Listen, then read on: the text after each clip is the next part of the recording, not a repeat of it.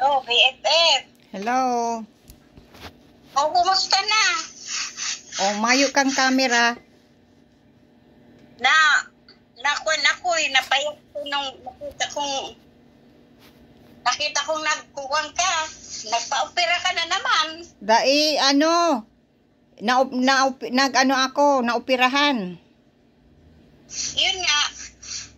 Naoperahan ako. Dahil ang kwento ganito.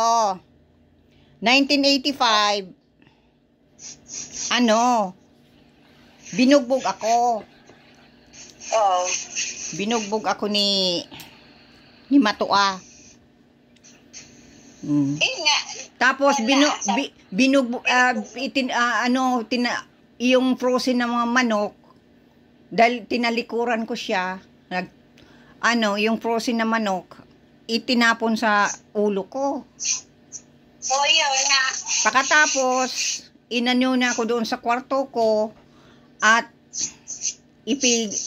inano niya ako, itinulak ko sa kama. Pagkatapos, nag-apak dyan sa tiyan ko, at para bugbog ako. Pagkatapos, yung ulo ko, ipinaganyan ganyan, dyan sa dresser. O, ang dresser, ano yun? Kahoy. Yung linalagyan ng mga damit. Oo. Yung parang aparador. Arapador. Oh, aparador. Ganyan na daw, Ganyan ako,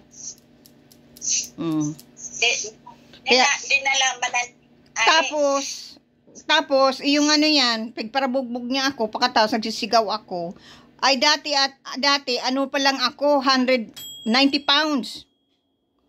Oo. Ay siya, 5'4", 128 pounds. Tapos nagbabarbell siya noon, nakakaano siyang 100 pounds noon. Nagbubuhat siyang ng barbell noon, 100 pounds. Oh, kaya malakas siya. Malakas siya kaysa akin. Binugbog ako, pagparabugbog niya ako. Sinampal ako. Sinampal ako, tapos pagparaano niya ako. Pagkatapos, iyon, sigaw ako ng sigaw, yun. Si Alec nasa baba, narinig, iyon.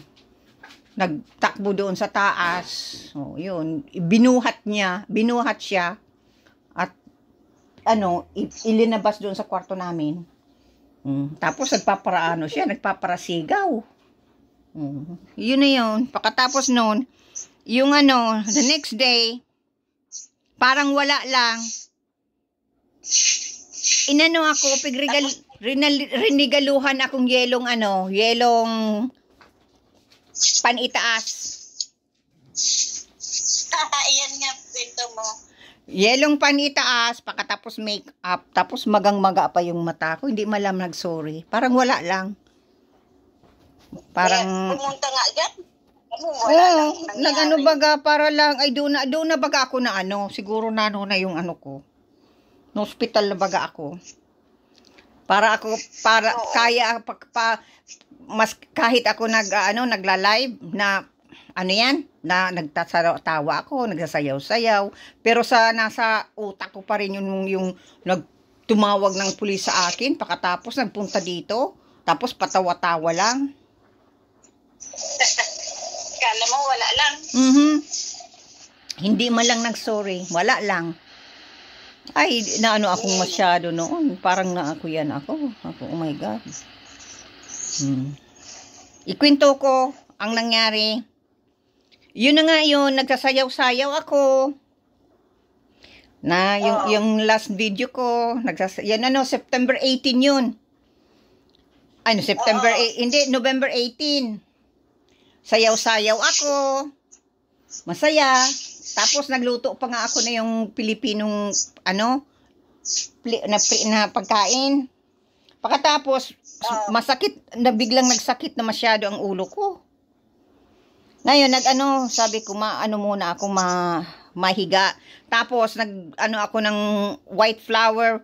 Pinaliguan ko yung buho ko ng white flour talaga. Tapos pigparahilot ko yung ulo ko. Pagkatapos naghiga ako.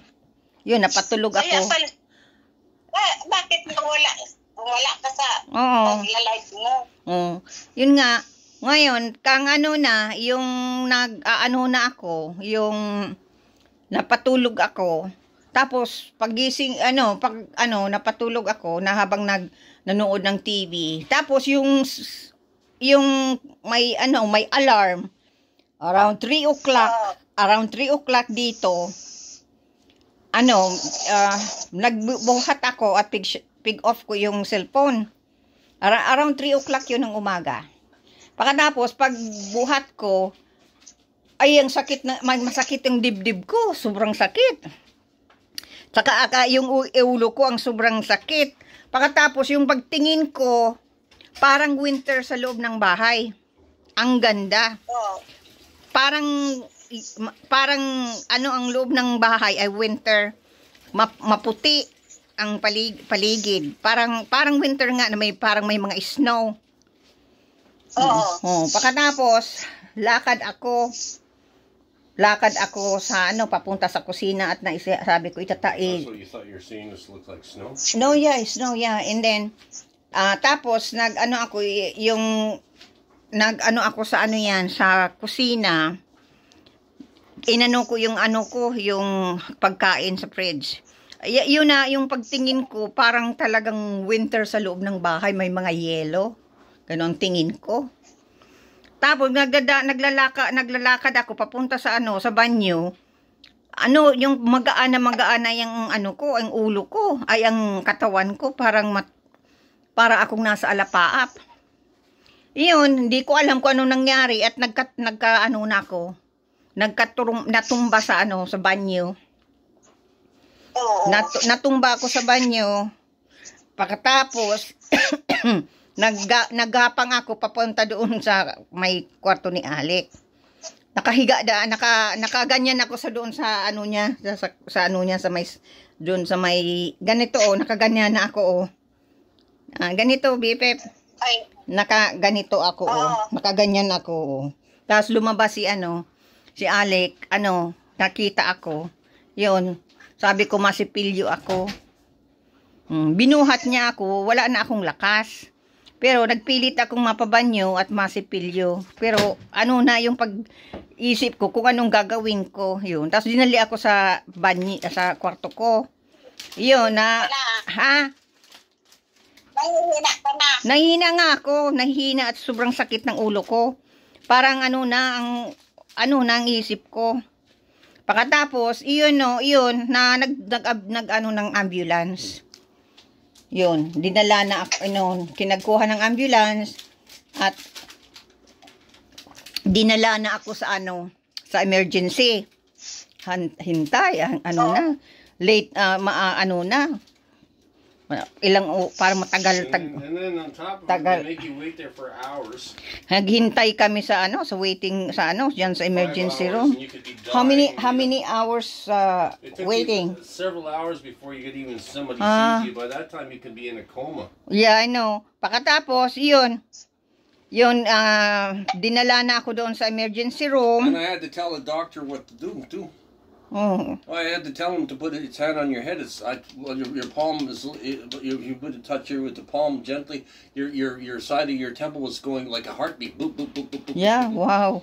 I told him about that. I said maybe it's less oxygen in the brain or heart. I don't know what it is, but something happening in the brain. BPP, nasaan ka? I figured that one out. Hindi kita makita. Nasaan ka? Nandito ako, nagwawalis kasi ako dito sa mantikaan. Okay. Pagkatapos, iyon, ng gabing iyon, yung madaling araw na yun, in-x-ray ako. Tapos, pag yun ang sa next day, nagbalik sa Dean, sa kasi Alec, tapos nag-CT scan, saka itong MRI, yun, ng resulta na meron akong tumor sa ulo. Sabi, more than 10 years 5 years na at ang laki daw 6 inches na. 6 inches, ganito. Nandito, BFF, nakita mo? Nakita mo? Ay, oo. Oo. Kita mo? Oo. Ito, oh. Diyan, Oo, mabuti. nandito, oh. See? Doon ko Nandyan, oh. See? Yan. mabuti nga na. Oo. Pagkatapos, iyon, na ano ko, paano ako nagkaroon ng ganyan? Iyon, naalala ko nga. Yung binugbog ako. Oh. Pagkatapos, siguro dahil nagkaroon na ng bukol ng loob, lumalaki na ng lumalaki. Oh, lumalaki. Oh. Kaya pala ako palaging masakit ang ulo ko. Tapos Kasi lumalaki. tapos napunta ako doon sa doktor, binibigyan lang ako ng painkillers, tapos acupuncture, what is that called, Alex? Acupuncture? No, they gave you some steroids. No, I'm talking when Oh, you mean before. you mean when they give you for the long time ago when the other doctor is our doctor before he retired. He gave me those acupuncture. Why? Because of the headache, like that, so make feel better. So he never checked me up, bring me to the doctor to check me up, make sure that what's wrong with my brain. Kaya yan. Inalis.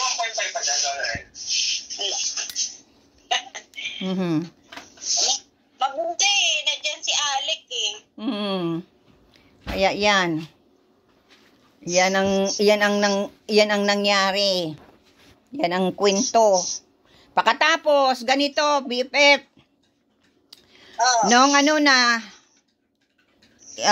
nang nalaman na talagang may tumor ako sa ulo.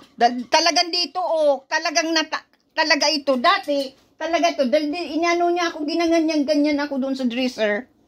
Oh. Ito. Kaya lumaki.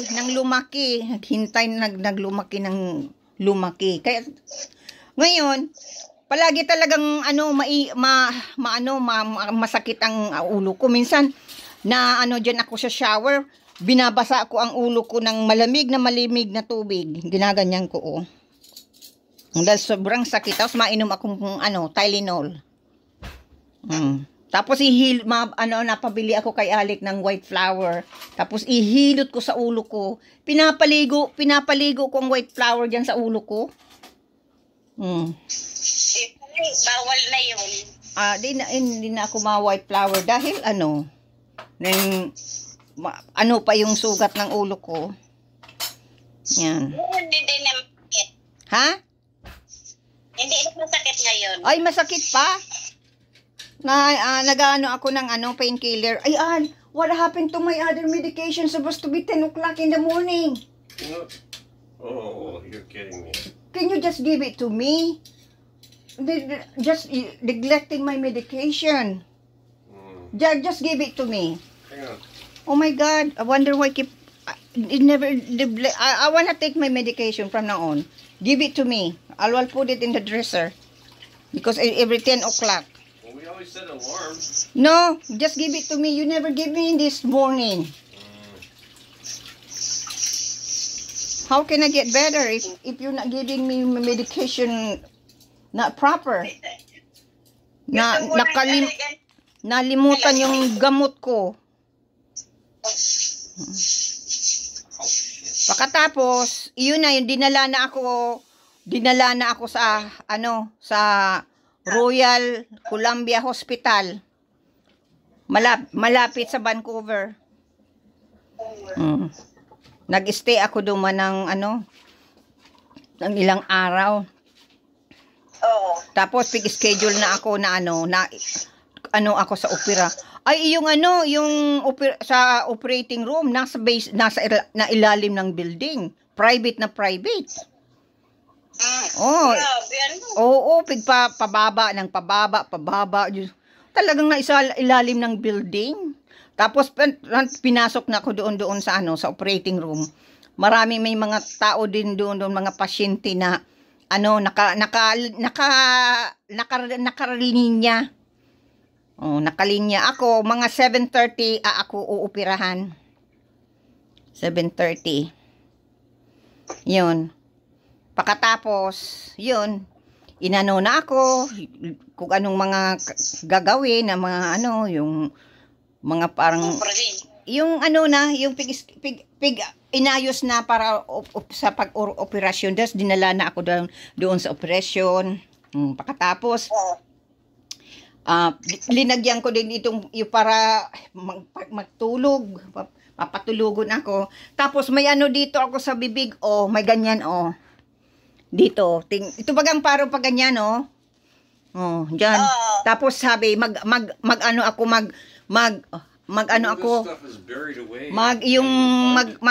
ganyan.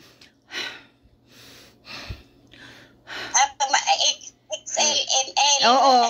Tapos pagka ko yan, nawala na yung hindi ko na alam ang nangyari. Yeah. This stuff is buried away and forgotten about. Give it to me. Awa na po din meron na. But you keep. I'll leave it on your dresser so we remember, because that was buried away under your bed. So anyway, Can't even see it anymore. BFF, nasaan ka? Andito lang ako. Ngayon, nung yan, ito ang itong nang yan na ang operasyon 5 oras. Oo. Tapos ang yung pagkatapos ng sa recovery room 5 oras din. Nakatulog ako ng 5 oras din. Kaya 10 oras ako nakatulog. 10 oras. Pagkatapos ipag ganyan BFF ganyan. Nakita ko si mama na naka doon sa may operating room, nakatingin, yung damit ni mama, yung itsura ni mama, nandoon nakatingin sa akin. Yun. Parang binantayan niya ako. Pagkatapos, yung parang madali lang. Madali lang. Tapos nakita ko si mama. Tapos pag yan, naramdaman ko parang ganito ako BFF, na ganito ako BFF. Nasaan ka? Andito. Naganyan siya na ako, nagpagganyan ako, yung magising na ako, naganyan ako Naganyan ako, yung gising na ako. Pagkatapos sabi ng nurse, gising na ako. Okay. Pagkatapos, pagkatapos na gising na ako, dinala na ako doon sa kwarto ko.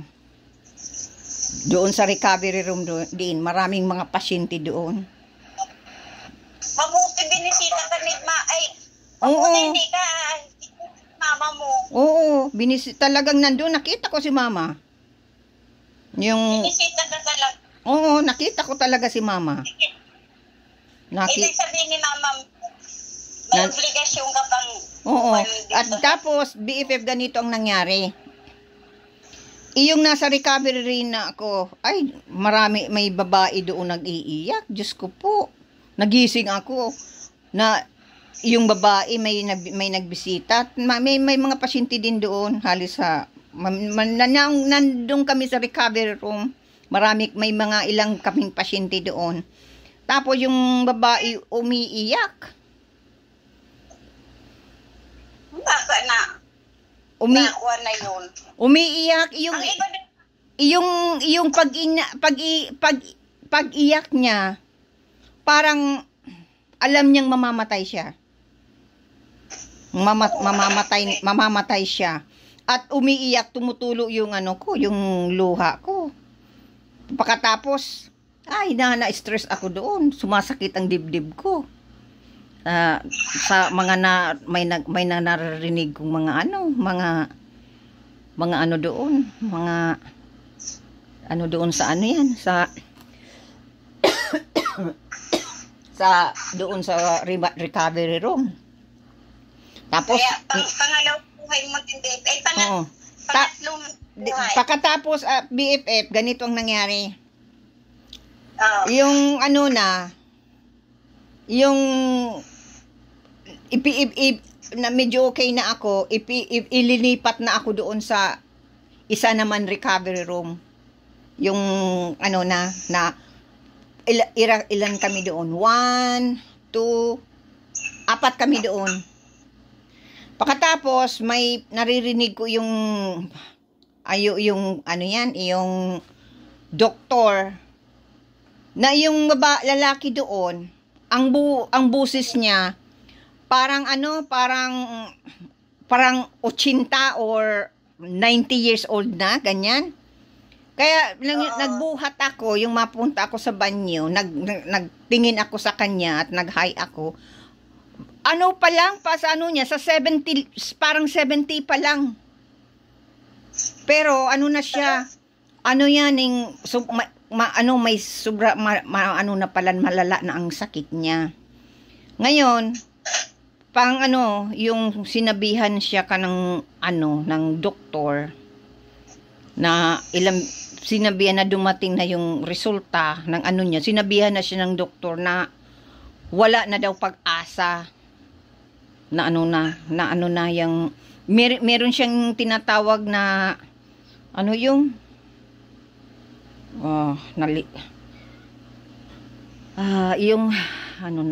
nakalimutan ko yung cancer yung ng lalaki, yung kalimutan ko na makalimutan ako.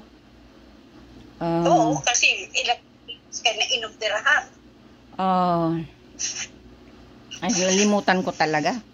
Kalimutan ko. Ngayon, sinabihan siya ng doktor na wala nang di na siya magagamot. Tapos marami na siyang mga mga side effects sa sakit niya. Tapos sinabihan siya ng doktor na ipapadala na siya doon sa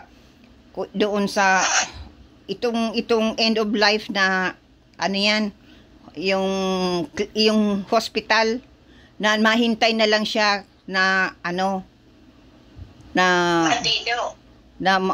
doon na lang. Para yung mamamatay na, may hospital kaya kasi dito, kung malapit nang mamamatay, nandoon lahat.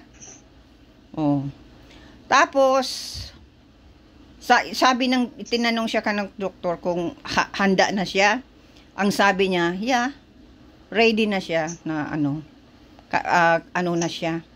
Tapos nagpunta doon mga relatives, nagpray, at nagpray sa kanya, at nagsali rin ako, nagsabi ko na amen. Tapos sabi niya, oh, thank you, sabi ko niya. Tapos ano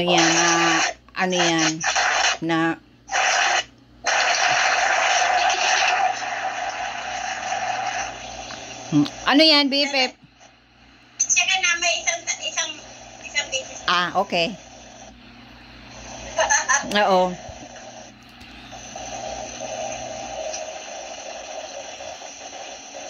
Lana? Oo. Okay. Nag-order kasi isang tali. Okay.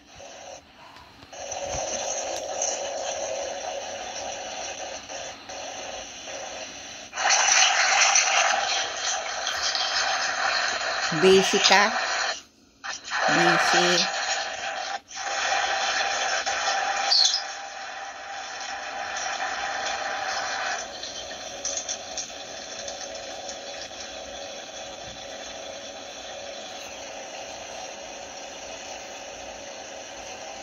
Isa lang to.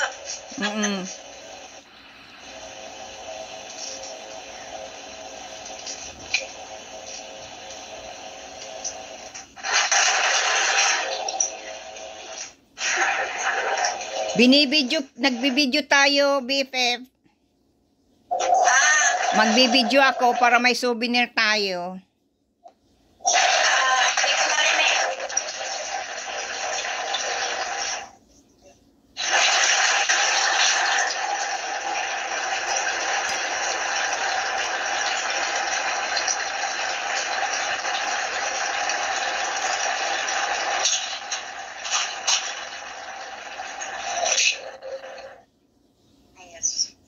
Ito, oh. Marinig kasi. Oh, ito, oh. Ang ano ko, oh. Meron akong cane. Oo, see? Kasi hindi ako makalakad ng maayos kasi naapektuhan yung ano ko, yung paglakad ko, pati ang pagsalita. Ay, oo. Oo, minsan nalalakalimutan ko ang sasabihin ko. Minsan okay, minsan ano, yung paggamit ko nga nito ng cellphone, nagpaturo ako. Nakalimutan ko kung paanong paggamit ng cellphone.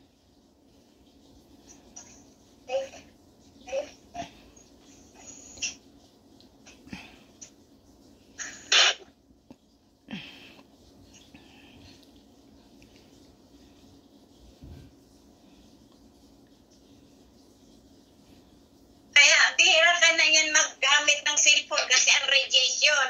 Yung, pagkatapos, BFF, nung ano na ako, yung nakauwi na ako, ay hindi pa, yung nandun pa ako sa ano, sa hospital, nakabalik na ako dito, sa mission, sa amin. Yun, sinabi sa akin ng doktor, na yung inupirahan ako sa ulo, nag-internal bleeding. Oo. Nag-internal bleeding yung ulo ko, yung utak, ano ko. Sabi ng doktor, kung hindi daw naghinto yung pagdugo, patay na ako. Oo. Ay kung sakaling namatay ako sa operating room, hindi ako nag-aalam. Hindi ko alam. Oh, malalaman na lang mga pamilya ko, patay na ako. Yun nga, yung ano, sabi ko, ay binigyan ako ng isa pang anong buhay. Mismo sa birthday ko, BFF, ano ako, na-operahan ako. At Sabi ko, alam. binigyan ako ng ano yan, chance. Dahil kung talagang gusto na akong kunin ng Panginoon na Mahal Kristo, Oo. ipapatuloy na ang pag-bleeding ng ulo ko. At bago ako inaoperahan, sinabihan na pala yan si Dean ng ano ko, ng anak, sinabihan na ng doktor. Sinabihan si Dean na posibleng na magkaroon ng 50-50 ang ano, yung surgery. Kaya itanggapin na kung sakaling ano mangyari. Kasi karamihan daw sa mga inuoperahan sa ulo, na bleeding talaga. At namamatay. Mag-aantay ng second chance yun. Oo. Kaya sabi ko, siguro may purpose pa ako. Kung ano pa ang, ano ko. Anong pizza to? Nagsimba kami dito. Siguro ko yan. Si BFF hindi na nag-o-online. Hawak ko naman yung picture mo. Patapik naman ako kay Brother Roy. Sabi ko, patapik man ako nito. Para sa kalakasan ng BFF ko. Yun. Pizza 39 November. Kaya swerte. At nabuhay ako. Dahil kung hindi, wala na ako. Oo nga eh. Hindi ko alam kasi nag-internal bleeding pala ako. Kaya kung ang namamatay pala BFF sa operasyon, hindi nag-aalam. Dahil kung sabi ng doktor, kung tuloy-tuloy yung bleeding ng utak ko, wala na ako. Oo. Hindi ako mag-aalam kung patay na ako, buhay ako, wala na. Kaya na ang mga tao pala na yung mga inuoperahan at namamatay sa operating room, hindi naman nag-aalam yun. Hindi. Hindi na alam. Tulog siya. Wala na. Kaya, yun. Sabi ko, siguro may purpose pa ako. Sabi ko, kakayanin ko. Oo, kayanin mo. Layo ko pa naman. Imagine sa utak, inoperahan ako, hindi ko akalain. na meron pala akong meron akong tumor. Pero sa ko talaga, na ko itong tumor na ito, galing ito sa pagbugbog sa akin noon, 1985. Okay.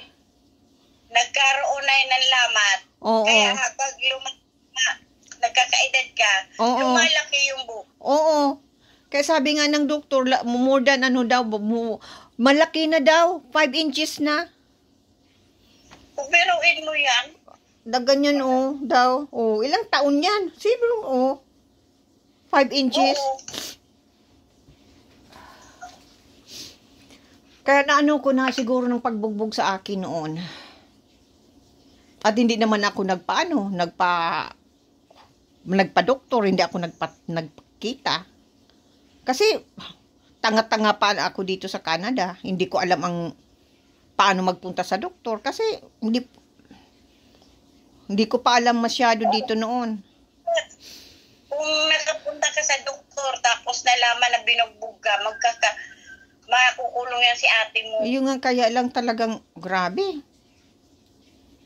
Grabe nga, talagang grabing bugbog sa akin. Sinuntok ako sa mukha.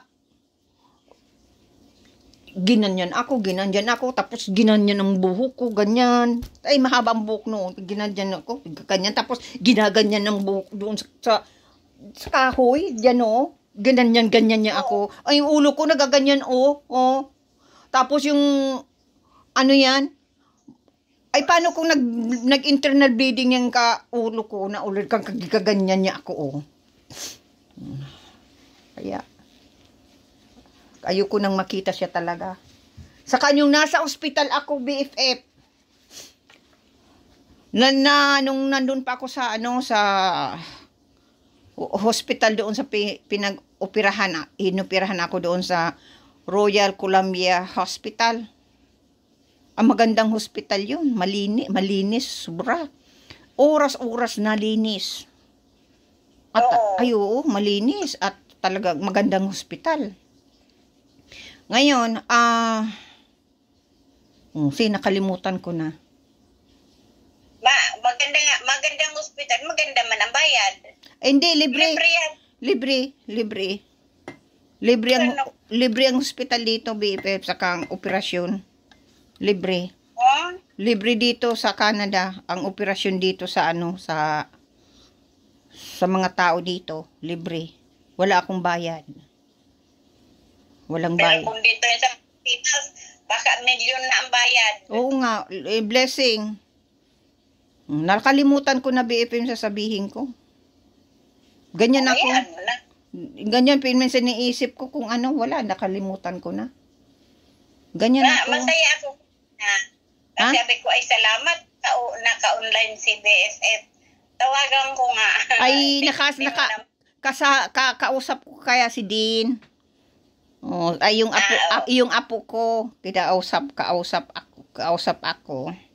Sabi ko ay maluto muna ako tong macaroni salad. Sabi ko, tatawagan ko si BFF. Sabi ko baka busy pa. Yun. Grabe, nagiinom pa ako ng painkillers. Kaya grabe. Kaya grabing yan. Ay, pupunta kami sa kabila kasi 24 ngayon dito. Oo. Maliligo pa. Oo. Merry Christmas, BFF. Yeah. Oo, salamat. Oo. Merry Christmas. Sa iyo sana. Happy New Year. Sa Sabado, magsimba naman ako. Ipatapekto naman ang picture mo. Tingnan buhok ko, Oo. Haba na yung buhok. Iksi na naman. Iksi na naman. Nakita mo?